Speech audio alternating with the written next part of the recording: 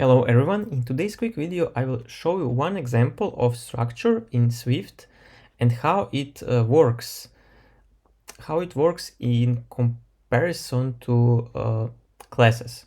So here we have some structure named Starship, which has one variable name of type string, and what we do here is we initialize TARDIS instance of a structure with name TARDIS, and we initialize another instance of this structure which gets a copy of this TARDIS, so it has the same data.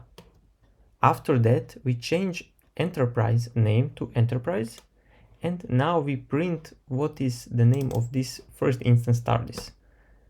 So what do you think this code will print?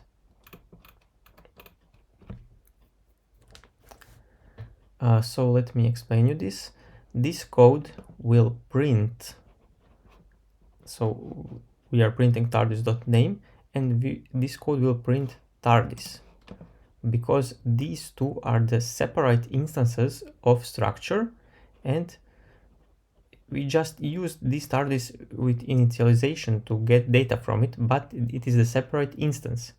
If this were class Starship, in that case, when we change enterprise name to enterprise, this variable TARDIS name would also be enterprise, because classes are reference types that are pointing to the same instance. But here we have two instances with structure, so that's the most important change between structure and class in Swift language.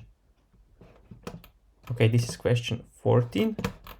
I will confirm this and just skip to the end so that we can see the full explanation. Okay. Question 14. Okay.